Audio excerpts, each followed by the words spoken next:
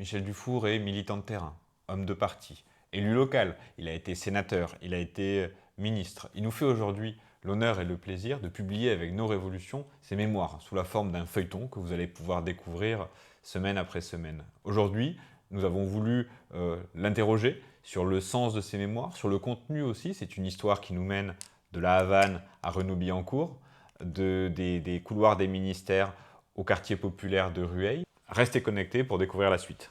On est chez Michel Dufour ici, parce qu'on a un petit événement à annoncer, c'est que avec Michel, on va publier ses mémoires militantes avec Nos Révolutions.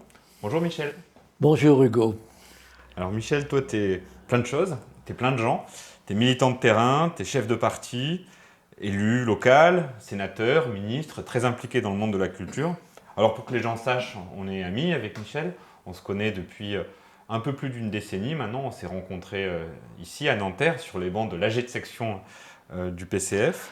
Et là tu nous fais l'honneur et puis le plaisir, je pense, pour tous les gens qui vont lire, de publier tes mémoires militantes avec Nos Révolutions. Alors c'est des mémoires militantes qui vont des années 50, 60 à la fin des années 2000. Ça rappelle un petit peu le vers de Ferrat, hein. Votre jeunesse était l'histoire de ce monde, dans la chanson Le Bilan. Nous, on est très contents que tu nous offres l'opportunité de publier ces mémoires militantes sous forme de feuilleton. Vous les verrez sur nosrevolutions.fr, sur Internet, parce que ça permet de parler d'une période dont on trouve peu de leçons sont tirées, qui est souvent présentée de manière folklorique, mais à laquelle on ne réfléchit pas vraiment dans la gauche. On ne se demande pas ce qu'on a bien fait, ce qu'on a mal fait, comment faire, comment on ne réfléchit pas comme ça. Et puis il y a cette forme de mémoire, parce qu'on trouve ça important et ça nous a vraiment mobilisés à organiser cette publication avec toi, parce que les questions militantes sont des questions chaudes, sont des questions humaines, où des gens, des individus sont jetés à travers l'histoire et puis essaient de faire à chaque pas qu'ils font, ils essaient que ce soit le meilleur pas possible, mais on ne connaît jamais la fin de l'histoire, et c'est à la fin de l'histoire qu'on sait quel rôle on y a joué. Donc ça nous semblait important. Ça nous semblait important aussi pour beaucoup de gens qui ont traversé ces années-là, se taisent pour le moment. On voudrait que ça permette de susciter de nouveaux témoignages, de nouer le dialogue sur ces années-là. Donc merci beaucoup Michel pour nous offrir cette possibilité. Bon, la première question que j'ai envie de te poser, puisque on a pu discuter pour organiser la publication de ces mémoires-là, donc on est en 2026, mais la première fois que j'ai entendu parler de ton texte, c'était en 2022, si je ne dis pas de bêtises. Alors pourquoi est-ce que tu as voulu écrire des mémoires? Qu'est-ce que c'est la démarche qu'il y a derrière? Bon, d'abord, merci, c'est avec plaisir que je réponds à ta demande, Hugo. Je lis Nos Révolutions, je suis votre travail, je crois que c'est du bon boulot. Et donc, ma présence face à toi, hein, c'est une double signification, hein. D'abord, sur le plan humain, de travailler donc à tes côtés, aux côtés de votre équipe, et puis en même temps donc de vous aider dans le boulot que vous avez entrepris. Voilà, donc merci, hein. Bon. Pourquoi j'ai écrit cela? Je suis comme beaucoup, c'est une idée qui me tenaillait après 60 ans de militantisme, de savoir qu'est-ce qui pouvait en rester, d'écrire un peu sur toute cette période. Et puis ça m'est venu en 2020. Donc j'avais à ce moment-là 80 ans. Je tenais un bureau de vote et j'étais assis à côté d'une de tes amies, de nos amies, Anaïs. On tenait le bureau de vote ensemble, puis on a parlé. On a parlé en sachant que je pense qu'il y a 55 à 60 ans qui nous séparent l'un et l'autre. Ce sont vraiment donc des générations très différentes. Bon, j'ai pris plaisir à parler avec elle et je me suis dit que, à âge égal, si j'avais évidemment 20 ans, et c'était un moment où j'ai tenu mon premier bureau de vote moi aussi, finalement j'aurais eu à mes côtés un dirigeant ouvrier qui aurait travaillé avec Jules Guesde. C'est une période très très longue.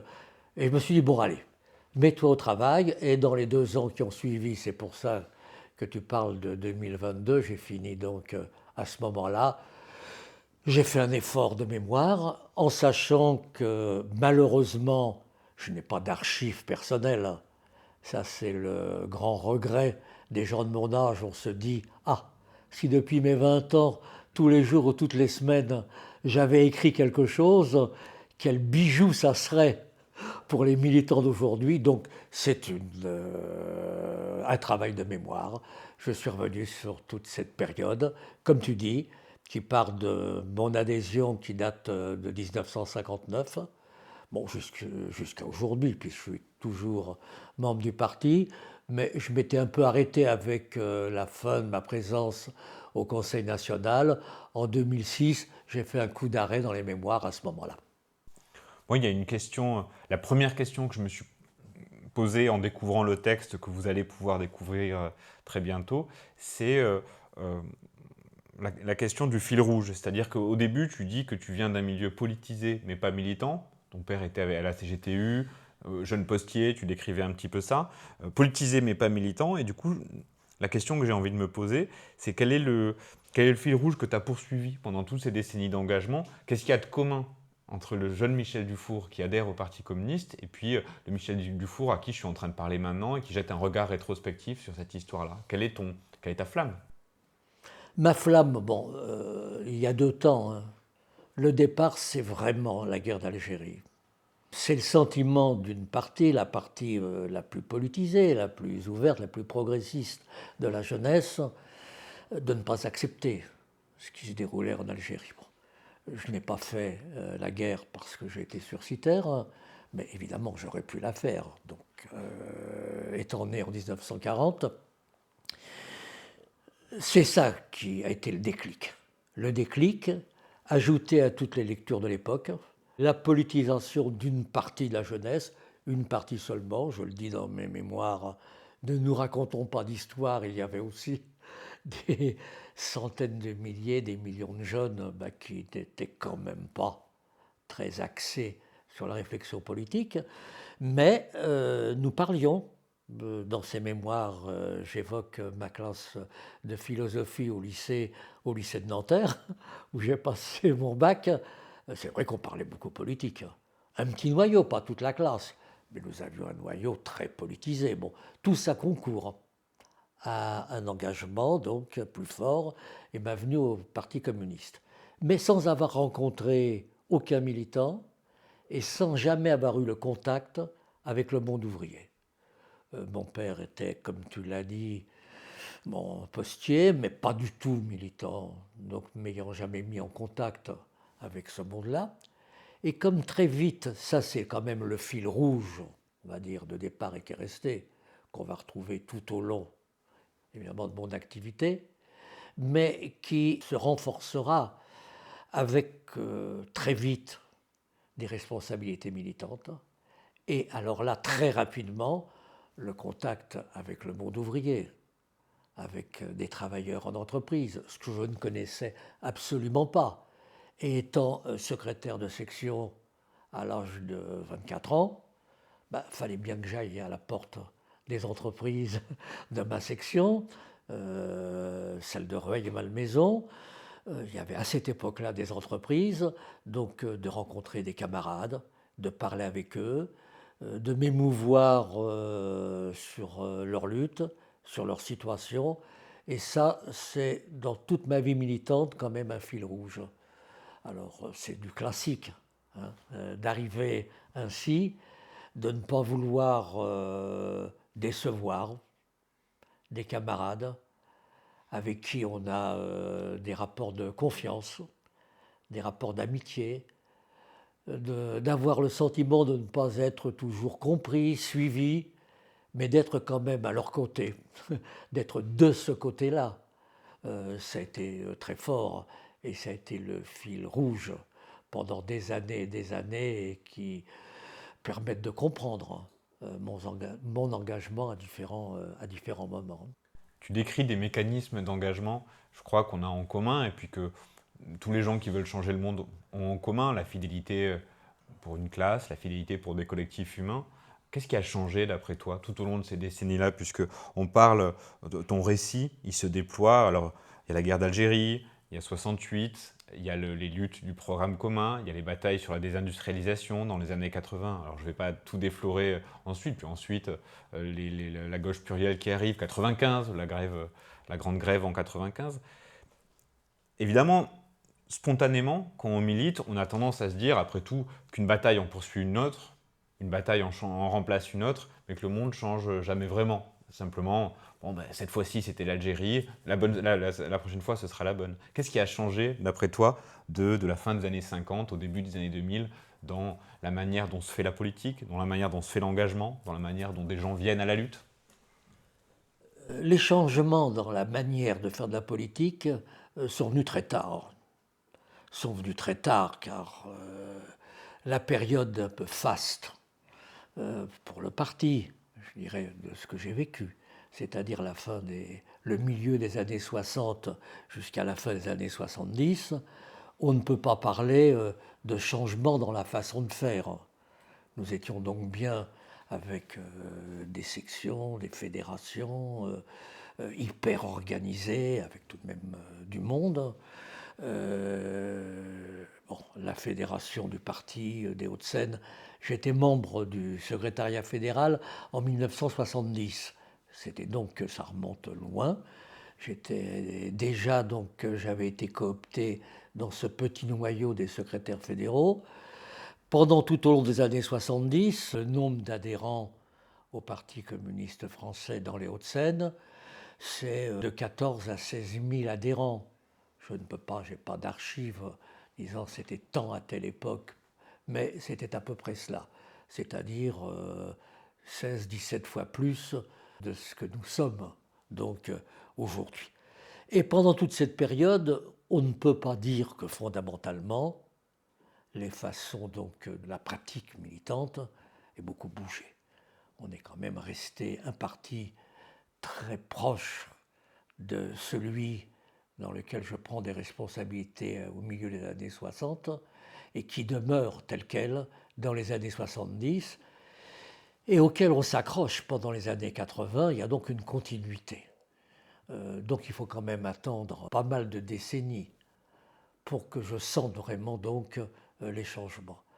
Ce qui a été le plus fondamental, au-delà de ce qu'on peut ressentir avec quand même l'âge qui bouge, bon, l'énergie qui n'est plus la même entre le jeune cadre que j'étais de 25-30 ans et ce qui s'est produit 20 ans plus tard, 30 ans plus tard, c'est quand même notre environnement social, économique, bon, qui a été tellement rapide que ce que nous faisions en tant que pratique militante, la façon d'aborder les sujets, ben, très vite ont tellement été dépassés qu'il était difficile de voir le monde de la même manière. Je parle dans ces mémoires de toute ma jeunesse comme responsable candidat du parti élu dans la ville d'Orveil-Malmaison. C'était encore une ville en partie très ouvrière, des entreprises de plus de 1000 salariés qui demeuraient. Bon, tout ça, c'est quelque chose qui a basculé à partir des années 80, 90, comme ça n'a plus rien à voir, alors aujourd'hui, mais ça n'a plus rien à voir depuis au moins une bonne vingtaine d'années avec ce que j'avais connu quand j'avais 20 ans. Donc ça change beaucoup de choses, mais les valeurs restent toujours là, présentes dans l'engagement militant. Sur le caractère ouvrier de l'action politique, il y a une scène que tu racontes qui m'a marqué. Elle concerne Renaud Billancourt. Alors, les gens, pour quelqu'un de ma génération, Renaud Billancourt, ça arrive par la littérature. Je veux dire que ça n'a pas de matérialité, quoi. Ça arrive par Sartre qui dit, c'est en 68, je crois, qui dit quand Billancourt s'enrhume, c'est la France qui éternue. Et tu racontes que pour aller convaincre, pour aller débattre, pour aller organiser le parti à Billancourt, comme jeune responsable, tu te déguisais en technicien pour pouvoir rentrer dans la boîte et puis discuter avec les salariés. Tu peux raconter un peu comment ça se passe, ce militantisme-là? Ouais. Alors évidemment, Renaud Billancourt avait une importance pour nous, pour moi comme pour tous les autres, comme pour tous les responsables, considérable. Bon, d'abord, il y a l'histoire qui était là. Je crois que les propos, la phrase que tu cites de Sartre, ça vient même bien avant, hein. Ça vient dès les années 50. Hein. C'est donc quelque chose de majeur dans l'histoire ouvrière. Et quand je suis premier responsable du parti dans les Hauts-de-Seine, beaucoup de choses passent par Billancourt, parce que pour moi, là, il n'est pas question de mettre cela en parenthèse, de tenir compte de ce qui se dit chez Renault, de ce que les communistes de Renault décident, de leur assemblée de militants. Bon, je vais beaucoup chez Renault, en tant que tel, suivre conférences de section chez Renault, donc participer à des réunions de cellules chez Renault. Bon, tout ça pour l'ensemble du parti dans le département des Hauts-de-Seine, c'est une question donc majeure, on s'appuie sur eux. Et c'est un très lourd paquebot, Renault. Bon, il y a des camarades, il y a une section avec ses permanents. Le premier secrétaire de section depuis les années 70 est membre du comité central. Il le sera jusqu'en 85. Et il faut sans cesse agir pour renforcer le parti. Alors, la scène dont tu parles est la suivante. Plusieurs fois par an, nous aidions à aller renforcer le parti sur les chaînes, rencontrer des ouvriers, et eux-mêmes, donc pendant le temps de travail, ne pouvaient pas se déplacer, les responsables de section, dans toute l'usine. Ils étaient quand même condamnés ou à leur travail, mais les permanents, nous n'en avions que quelques-uns. Nous en avions 2 ou 3 s'occupant de la section. Il fallait donc renforcer l'impact militant. Et les camarades avaient donc la tenue du parfait technicien, ça devait être une blouse bleue, ils en avaient toute une série à la section. Et puis avec mes camarades de la direction fédérale, eh bien, nous nous retrouvions chez Renault, nous enfilions tout simplement une blouse pour être des techniciens parmi les techniciens. Ils avaient leurs entrées calculées selon des places où ils pouvaient passer à tel moment ou de connivence avec des membres du personnel.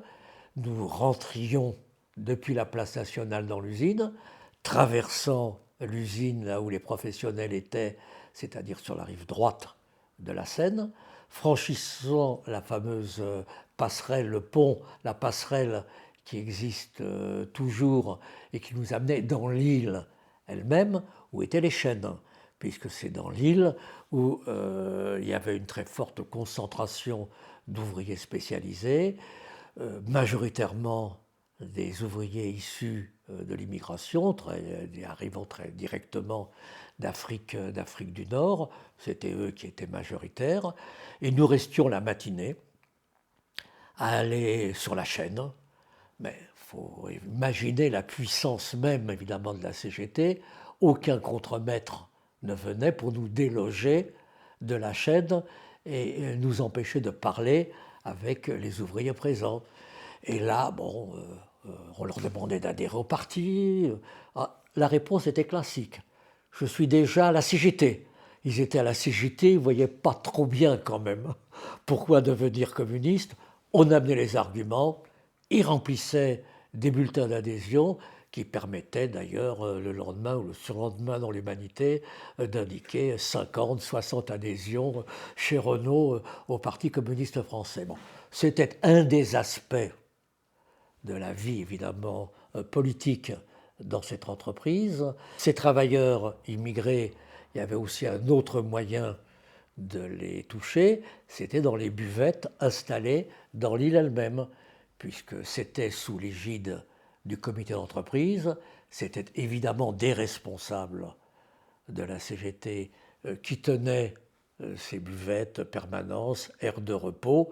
Et alors là, nous étions accueillis à bras ouverts pour continuer les dialogues. Voilà l'anecdote. Mais Renault était une question majeure pour le parti dans le département.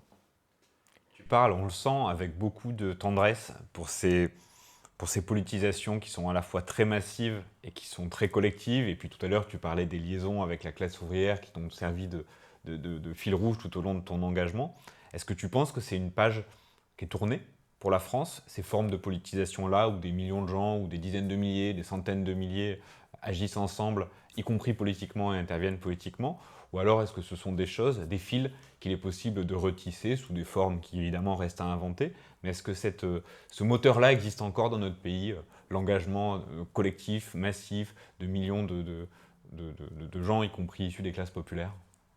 Ce moteur-là, tel que je le décris, je crois que c'est une phase passée et que nous ne reproduirons pas, qui ne se reproduira pas de la sorte. Bien. Après, de savoir ce qui se passe réellement dans ce type d'entreprise dans le pays, j'avoue mon ignorance. C'est vrai que dans nos départements d'Île-de-France, en particulier les Hauts-de-Seine, je ne vais pas aller au-delà, ce type d'entreprise n'existe absolument plus. C'est-à-dire que le paysage des Hauts-de-Seine n'a strictement rien à voir avec la réalité telle que je la décris. Parce que je parle de Renault, mais prenons l'industrie automobile dans les Hauts-de-Seine. C'était une usine Citroën à Levallois, une autre à Clichy, une à Asnières, une à Nanterre. Des entreprises de la Thomson, nous en avions donc dans une dizaine de villes.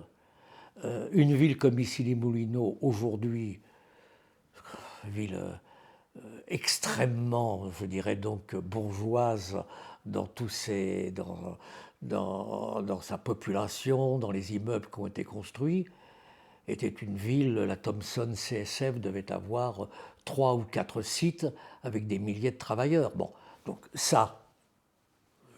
tout ça est évidemment, chacun sait, terminé. Que se passe-t-il dans des entreprises? Je vois en parcourant la presse, l'humanité, il y a encore des départements avec des concentrations ouvrières qui sont importantes dans les Hauts-de-France, mais ailleurs. Comment l'action militante s'y développe? On en parle finalement relativement peu. En tout cas, ce que je viens de décrire sur Renault, je ne l'ai jamais vu nulle part. Et donc ça, c'est quand même certainement bien fini. Tu vois, moi, il y a un questionnement que m'a fait surgir la lecture des feuillets. Donc on voit surgir la figure de Marché, on voit surgir aussi la figure de Jospin tout au long de l'histoire, on voit surgir des figures comme ça, De Gaulle évidemment, dès les débuts de tes mémoires. On voit des grandes figures comme ça du XXe siècle que tu as traversées, pour certains d'entre eux que tu as croisées, d'autres qui étaient peut-être plus distantes. Et tu vois, je me posais la question à ce sujet, c'est qu'aujourd'hui, là, tu as vu, en ce moment, il y a un film sur De Gaulle qui sort et qui va avoir du succès. Ça fait déjà quelques années que Chirac est étonnamment à la mode. Et puis, même Mitterrand, il y a un regard plus positif aujourd'hui sur Mitterrand que ce qu'il a été dans le passé. Il y a une vraie sympathie pour les figures du XXe siècle, de ce dernier tiers du XXe siècle, on va dire, qui se noue, et y compris, on le voit dans le monde communiste, que la figure de Marché est propulsive, ou en tout cas elle est positive, on regarde positivement ces affrontements avec El Kabbach et tout. Ça rappelle un monde peut-être qu'on aime bien, ou je ne sais pas ce que ça veut dire. Comment tu expliques, toi, cette sympathie rétrospective pour les figures politiques du XXe siècle, et puis aussi pour des formes d'engagement du XXe siècle? Qu'est-ce qui fait qu'on les aime bien aujourd'hui? Je pense qu'il y a une part quand même de nostalgie évidente. On aime bien aussi quand même les films des années 50 et 60. Les personnages qu'on y voit, de Bourvil à Lino Ventura et bien d'autres, on s'imagine, bon, quels acteurs, quel moment extraordinaire du cinéma français. Ce qui n'empêche pas qu'au même moment, la nouvelle vague, les Godard et autres, étaient très acerbes, très critiques de ce que représentait tout ce vieux cinéma. Ben, tout ça est effacé. Il y a donc forcément une part de nostalgie sur l'époque, sur cette époque-là. Alors, les personnages, évidemment, j'ai aussi moi-même évolué avec l'âge. Quand j'avais 20-25 ans, j'étais en admiration devant certains personnages, l'impression que j'en avais quand à un congrès de la jeunesse communiste, je rencontre Maurice Thorez, pour moi, c'était quand même rencontrer quelqu'un qui était sortant totalement de ce que je pouvais donc fréquenter, imaginer, hors du commun. Après, avec l'âge, on se dit que tout ça, il faut le relativiser. J'ai parfois un petit sourire quand, généralement, je vois des émissions sur Lionel Jospin, qui était un homme tout à fait honorable, et j'ai eu de bons rapports avec lui. Mais de présenter des personnages politiques ainsi, comme des gens, évidemment, quasiment, qui écrivent de manière différente des autres l'histoire, ça me fait quelque peu sourire. Bon, c'est quand même, ça va de soi, ce dont on parle, des gens qui ont marqué la vie politique pendant un temps long, et dans un moment où, au bout de quelques années, les leaders deviennent démonétisés avec des cotes qui tombent dans l'opinion publique et où tout le monde, évidemment, on prend de haut ce que Sarkozy, Hollande, Macron ont pu être, ce qu'ils sont. Vraiment, tout ça donne sur ces personnages que tu évoques l'idée qu'ils étaient, oui, comme je l'ai dit, hors du commun. Alors ils l'étaient, pour une part. J'ai toujours été donc impressionné par Georges Marchais, parce qu'il était tout simplement, je le dis, bon, impressionnant physiquement, par l'autorité qui s'en dégageait, mais j'étais aussi lucide sur les insuffisances de Georges Marchais, parce qu'il en avait, mais je les mets suffisamment bien pour ne pas d'ailleurs dans mes mémoires essayer de faire le détail des petits défauts notés ici ou là. Dans le registre des personnalités, mettons, imposantes que tu as pu côtoyer, il y en a un sur lequel j'aimerais bien avoir, j'aimerais bien que tu racontes un petit peu, c'est Fidel Castro. Parce que bon, tu vois, moi, c'est un petit peu naïf, et puis peut-être que je ne suis pas à l'image de toute ma génération, quoi que ça existait. Enfin, j'ai quand même grandi avec un poster de Che Guevara dans ma chambre, quoi. Et puis cette histoire-là, ce groupe de jeunes Cubains qui bouleversent la trajectoire de leur pays, ils m'ont toujours fait rêver. Ils servent de, c'est un des moteurs de mon engagement, c'est un des moteurs qui me fait dire l'histoire peut changer de base, on peut vraiment agir et changer les choses. Et du coup, la figure de Castro, elle compte beaucoup pour moi. Et tu me racontais un moment, un échange où tu étais là-bas, à Cuba, en train de parler avec Castro sur le sujet de la politique éducative cubaine, et vous aviez un échange. Est-ce que tu peux un peu raconter ce type de Ce moment? qui s'est passé, bon, je donne en deux mots, quelques mots, le contexte. Je suis à Cuba comme secrétaire d'État. J'y vais pour parler du patrimoine, de la rénovation, de l'aide à la rénovation de la vieille Havane, la Havane, et l'ambassadeur français à Cuba m'indique que si nous invitons Fidel Castro à l'ambassade pour boire l'apéritif, si ça se passe bien, qu'il est possible qu'on puisse ensuite dîner et passer quelques heures. Alors l'ambassadeur me dit, mais si c'est le cas, prenez vos précautions, vous vous levez tôt le matin, mais là vous ne vous coucherez pas avant 2 heures ou 3 heures du matin, parce que quand c'est parti, c'est parti. Bon, j'ai eu cette chance donc que l'apéritif s'est bien passé. Et puis nous nous sommes retrouvés à table, donc très longuement, réellement jusqu'à, est-ce que c'était 2 heures ou 3 heures du matin, ben, une heure avancée de la nuit. Et j'aurais très bien pu que ça se passe de manière où je sois réduit à être simplement un comparse et à l'écouter parler. Il y avait en même temps avec moi 2 ou 3 personnes marquantes, dont un ancien ministre de Mitterrand, Charras, qui était sur l'île et qui était invité en même temps. Et dans cette rencontre, j'étais donc face à Fidel Castro, et il m'a demandé ce que j'avais fait dans la vie. Et je lui ai évoqué, bon, d'abord mon métier à l'origine d'enseignant, puisque j'étais instituteur, j'étais instit, et puis du travail que j'avais mené au sein du parti sur les questions de l'enseignement, puisque j'en ai été responsable pendant plusieurs années, dans les années 70, au niveau du comité central. et fidèles, et c'est évidemment là où on voit des gens en prise sur la vie quand même de leur peuple, de ce qui se déroule, Cuba était lancé dans une réforme de l'enseignement et touchant l'école primaire, école maternelle et école primaire. Et donc il m'a interrogé sur comment ça se déroulait en France, quelles étaient mes idées. Et comme j'avais quelques compétences en ce domaine, on a eu un dialogue fourni. Et là, j'ai rencontré, c'est ça qui est marquant, c'est peut-être ça qui t'a marqué quand on a échangé sur ce plan, quelqu'un, mais connaissant la situation de l'école maternelle à Cuba de manière étonnante. Tellement loin, parce que j'étais là, je te le rappelle, secrétaire d'État avec quand même au sein du gouvernement, j'ose pas des pas en cause, mais au sein du gouvernement, beaucoup de petits marquis prétentieux et fort loin pour certains des milieux populaires. Quand on sort évidemment d'un personnel politique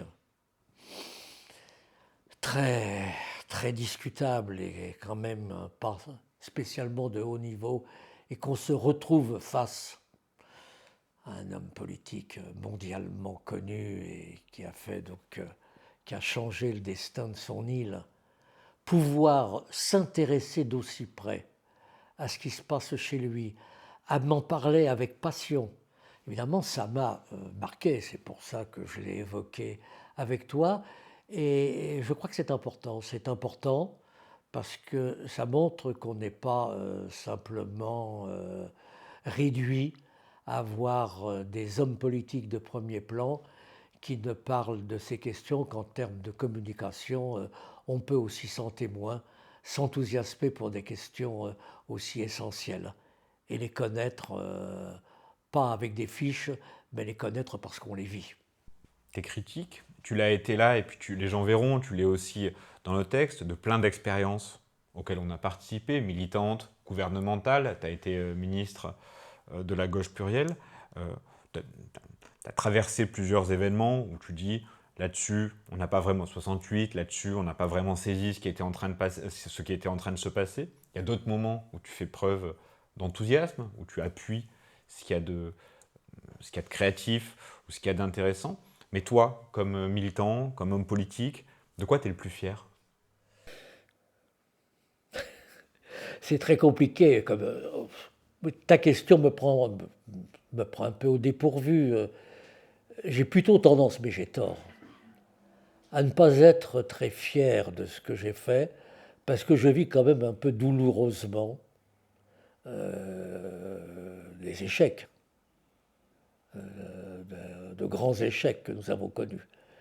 Quand on est comme moi élu à l'âge de 26 ans, conseiller général dans une ville de droite, à Rueil-Malmaison, dans un parti c'est l'année 66, dans un parti qui est plein d'espoir et dans une France qui bouge, où ça dialogue, où ça débat,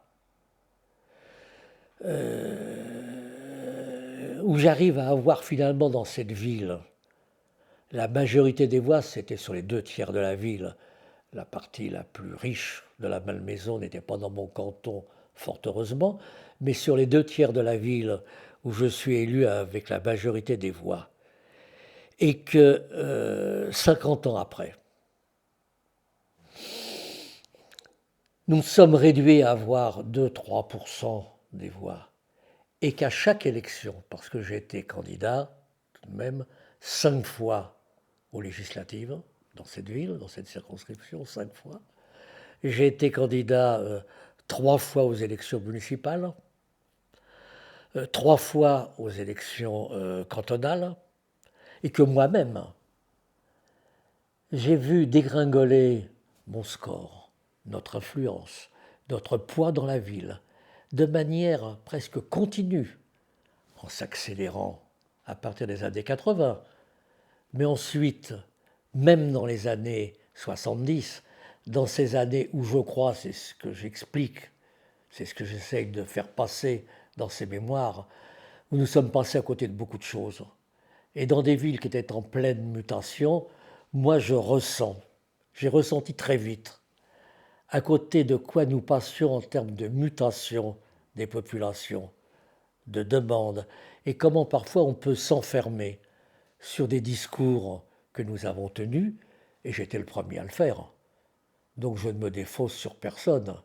J'ai été le premier donc à répéter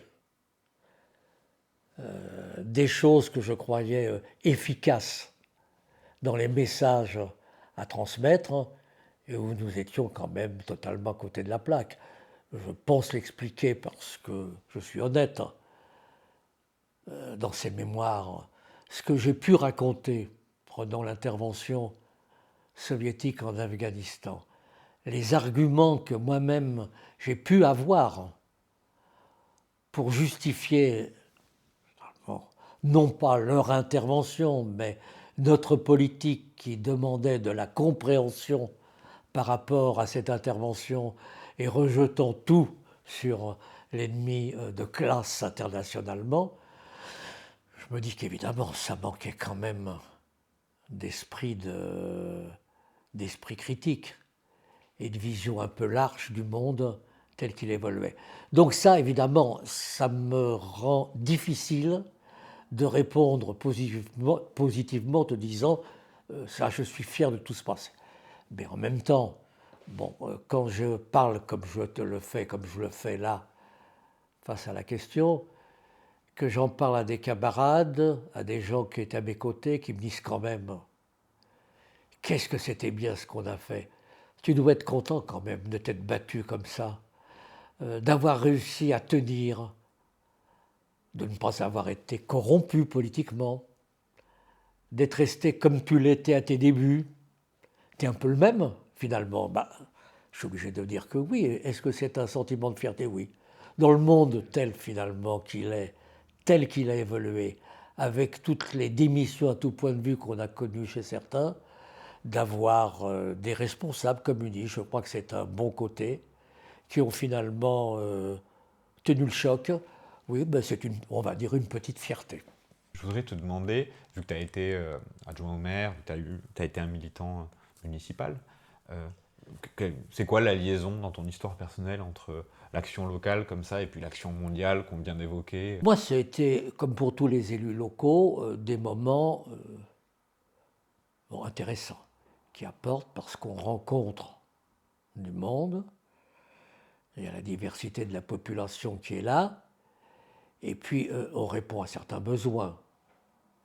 C'est évidemment des moments de fierté, des moments rétrospectifs de fierté.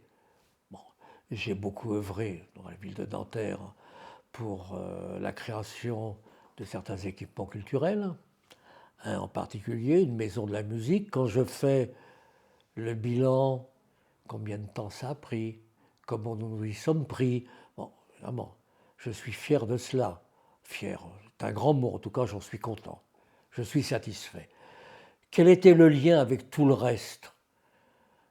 Je crois que c'est là où on revient, mais tu l'as lu dans mon propos, dans mes mémoires, avec cet aspect qui nous a quand même coûté, je crois politiquement assez cher, c'est de trop parler en termes de pouvoir et de tout ramener à notre conquête étatique, nationale. Qu'une élection dans une ville devient intéressante parce qu'elle permet au parti auquel on appartient de gagner une place qui servira à une bataille plus générale. Il y a donc une tendance à tout instrumentaliser de manière exagérée et forcément de passer à côté de forces alliées, des alliés, de gens formidables, d'expérience, je dirais, qu'il faut pouvoir aborder sans savoir forcément toujours ce qu'on va en tirer politiquement. Savoir aussi laisser se développer l'expérience elle-même. de ne pas trop vite la corseter, de ne pas trop vite essayer d'en mesurer les avantages ou non politiquement. Parce que ça amène à de l'étroitesse. Et je sais que dans ce que j'ai fait, ben, je n'y ai pas échappé plus que d'autres, hein. Bon, ça a été aussi un point faible. Il est probable que des initiatives nées sans que j'y sois pour quoi que ce soit auraient peut-être mérité plus d'attention de ma part, pour les laisser se développer, pour les laisser finalement prendre de la place, sans tout ramener à un schéma préétabli, se voulant très cohérent, mais peut-être aussi asséchant, hein. Dans ce registre-là, pour poser la question un petit peu différemment, mais au fond c'est quand même la même question, les gens découvriront, donc on va publier un peu en feuilleton tes mémoires, donc les gens découvriront un peu les différents aspects que tu traverses les uns après les autres. Mais l'un des premiers événements historiques que tu mentionnes, pour dire que tu n'y étais pas très attentif à ce moment-là, mais un des premiers éléments historiques que tu mentionnes, c'est Budapest, l'intervention soviétique à Budapest. Et l'un des derniers événements historiques des mémoires, en fait pas le dernier parce qu'il y a un épilogue où tu parcours plusieurs années comme ça, mais c'est le gouvernement de gauche plurielle, puis Le Pen au second tour. Donc on a le sentiment, en lisant, mince, on s'est trompé en 56, mince, on se trompe, on se retrouve avec Le Pen au second tour, on s'est bien trompé en 2002, on a le sentiment qu'on s'est beaucoup trompé. Tout à l'heure, tu mentionnais la discussion que tu avais avec Anaïs à un bureau de vote, en disant bah, c'est un peu comme si moi j'étais avec quelqu'un qui a connu Jules Guesde, puisque voilà, les décennies et tout. D'après toi, qu'est-ce qu'on a fait de bien, collectivement, pas simplement toi comme militant, mais nous les rouges, quoi, pour que une jeune femme comme Anaïs, elle se tourne vers ce combat-là, elle se tourne vers ce camp. Ça peut pas être simplement de l'illusion, c'est bien qu'il y a quelque chose de bien et de grand qui vient avec cette tradition militante-là et cette manière-là de se projeter dans le monde.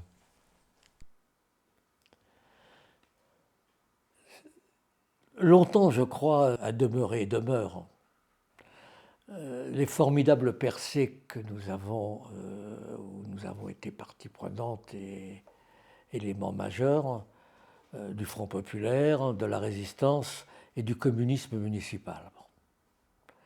Le communisme municipal,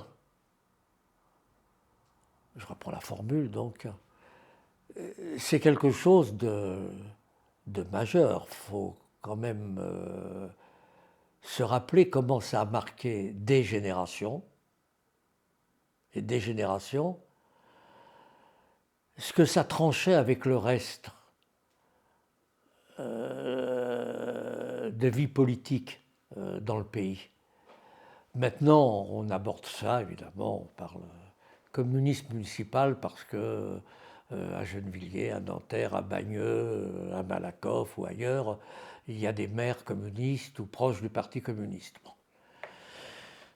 Ils font des choses bien. Je serais vraiment, alors là, le dernier à dire le contraire. Ils font des choses bien. Des choses que leurs voisins ne font pas. Ça garde une spécificité.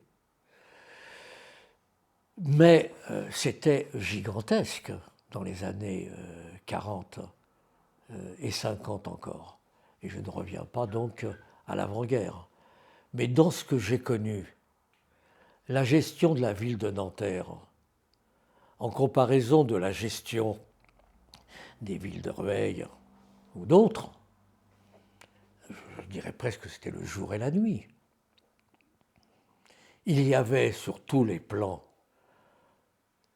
prenons une ville comme Nanterre, avec la ville dont je parle beaucoup, puisque c'était là où j'ai grandi et où j'ai eu mes responsabilités politiques. Rueil n'avait ni lycée, on va prendre à une période quand j'ai 25 ans encore, milieu des années 60. Rueil n'a encore ni lycée, ni piscine, ni théâtre, pas d'office HLM. Nanterre inaugure son palais des sports, à une piscine pour les enfants déjà depuis fort longtemps dans un quartier de Nanterre, à un théâtre qui a défrayé la chronique dans les quartiers, le théâtre des Amandiers qui a commencé sur des friches industrielles. Nanterre a son lycée, c'est une annexe mais à son lycée. Donc les villes sont différentes, donc ça marque l'opinion publique. L'anticommunisme est en même temps extrêmement fort, c'est bien pour cela, on est en pleine guerre froide, qu'on ne gagne pas par ailleurs. Mais ce sont des éléments qui demeurent. Alors qu'est-ce qui est resté dans la génération qui vient bien d'après la mienne? T'as pris Anaïs, mais t'aurais pu évidemment toi-même dire qu'est-ce qui t'a touché dans tout cela, qu'est-ce qui a demeuré, qu'est-ce qui est resté. Je crois que c'est quand même, nous avons porté la radicalité, le combat, le refus des discriminations telles qu'elles étaient. Ça a demeuré, même si ça n'a jamais été parfait, je le dis quand même dans ces mémoires. Je n'ai pas un souvenir unilatéral de toute la période de la guerre d'Algérie, de la manière dont nous sommes parfois conduits sur des questions très concrètes, mais tout ça a été quand même effacé par le temps. Et le parti a fait en sorte, et moi le premier, d'oublier les petites réticences que j'avais pour dire que nous étions glorieux et que nous avions mené un combat exemplaire. C'est aussi ce côté, mais après tout, pourquoi pas un peu mythique, mais ça fait du bien aussi, qui a été poursuivi et qui a fait, me semble-t-il, que des jeunes de vos générations, évidemment en moins grand nombre malheureusement que des générations précédentes, mais que ces messages vous ont été transmis. Je crois qu'il y a de cela dans tous ces combats. On peut évidemment rêver comment aurions-nous pu faire pour vous léguer un héritage beaucoup plus stimulant et permettant que ça soit par centaines de milliers que des jeunes quasiment spontanément nous rejoignent, mais ça c'est tout réécrire, et comme tu l'as vu dans mes mémoires, vraiment je reste volontairement aussi quand même à ce que j'ai fait, et je n'essaye pas de enjoliver ces périodes. Je connais trop de cas de camarades qui ont écrit et qui expliquent dans le détail ce qu'ils avaient fait ou la manière dont ils ont réagi, alors que les connaissant bien, je sais qu'il n'en était rien et qu'ils ont réagi tout simplement comme tout le monde. J'ai une dernière question à te poser sur ce sujet-là, sur le sujet de...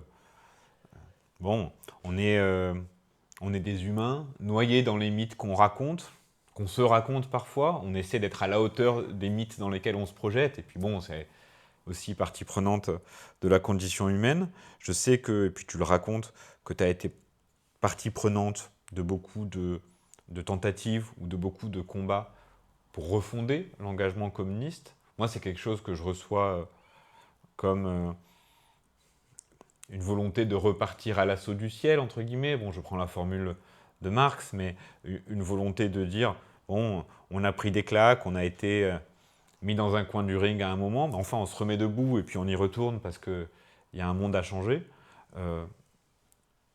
Pour l'avenir, comment tu penses qu'il faut s'emparer de ce matériau-là, de ce message qui n'est pas que mythique, de ce message politique, mais de ce message qui est aussi mythique? Comment est-ce qu'il faut réassembler les combats menés par ta génération? Qu'est-ce qu'il faut en faire? Comment est-ce que demain, à ton avis, évidemment, tu n'as pas la réponse à tout, moi non plus, personne, mais à ton avis, comment est-ce qu'on peut véritablement refonder, c'est-à-dire que pas simplement faire la page blanche et puis on s'en fiche de ce qui s'est passé et puis les expériences de lutte qui nous ont précédés ne nous intéressent pas et on avance, mais apprendre de ces décennies-là. Et comment, pour toi, demain, quelle piste peut-être peut-on emprunter pour refonder l'engagement communiste et lui faire jouer son plein rôle révolutionnaire dans la société de la France de 2026 ou de l'Europe de 2026? question fondamentale. Ben, ça serait bien si j'étais en mesure de répondre. Tu serais évidemment satisfait qu'au niveau de mon activité militante à Nanterre ou ailleurs, je puisse, tiens, créer le déclic et apporter une réponse. Ça, je n'y crois guère. Je pense tout de même, bon, j'ai deux certitudes. La première, c'est que tous les discours qui tentent de ressusciter ce passé et de penser qu'on peut faire de la même manière de la politique et que c'est en le faisant ainsi que nous participerons à écrire un monde différent, ça, alors là, j'ai la certitude que ça ne tient pas la route. Ce qui, quand même, d'abord, est le premier point et qui explique toutes les, plus que les réticences, les désaccords que j'ai aujourd'hui avec la politique du Parti communiste telle qu'elle est menée, ça ne me va pas du tout. Ça ne me va pas du tout parce que je crois que c'est sans issue. En même temps, quand je vois l'ensemble des forces politiques, même lorsqu'elles sont radicales, je pense à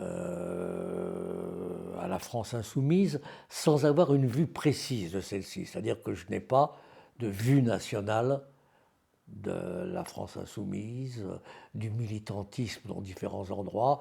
J'ai tendance à voir la France insoumise à travers son action locale, ses militants, ici à Nanterre ou dans d'autres villes des Hauts-de-Seine.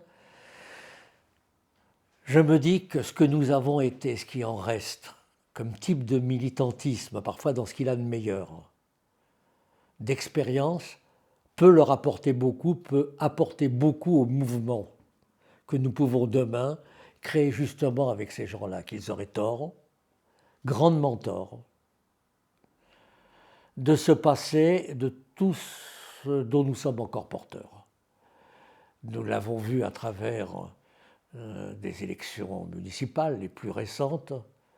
Je parle avec nos amis de la France insoumise, je suis compris dans leur boucle, je reçois les informations, je parle avec eux et quand je vois leur manque d'intérêt pour ce que vous faites, vous, jeunes communistes, manque d'intérêt pour ce que nous avons été, nous, vieux communistes, avec nos qualités et nos défauts. Cette pratique qu'ils peuvent avoir, en tout cas ceux que je connais, de passer outre, au-delà de notre apport, je crois qu'ils se privent vraiment d'atouts qui, pour eux, devraient compter. Et c'est finalement en restant communiste, des communistes tels que je l'entends, ouverts, plongeant dans les initiatives diverses qui se déroulent, essayant d'en tirer le meilleur sans se raconter d'histoire et avec d'autres, je crois que nous pouvons vraiment être toujours des éléments, je ne sais pas si on peut dire essentiels, mais en tout cas des éléments, moi, de mon point de vue, indispensables dans des rassemblements qui s'opéreraient demain. C'est encore à gagner. Est-ce que les uns et les autres peuvent être convaincus de cela?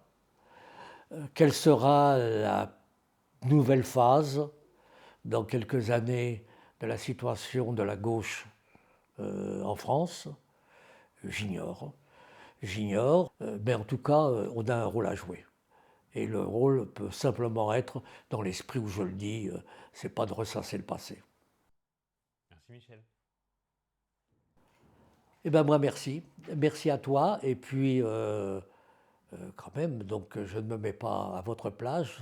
Je suis prêt à collaborer, à travailler, à vous aider. C'est vous là qui écrirez la suite. Et ça, je le pense évidemment profondément. Penser le contraire serait stupide. Je le pense donc profondément. Tout ce que je peux apporter, je l'apporterai. Merci Hugo. Tu nous as beaucoup apporté aujourd'hui et je sais, restez connectés, je sais que la suite de ces mémoires vont vous passionner et la suite des entretiens qu'on va réaliser à leur sujet aussi. Merci beaucoup Michel.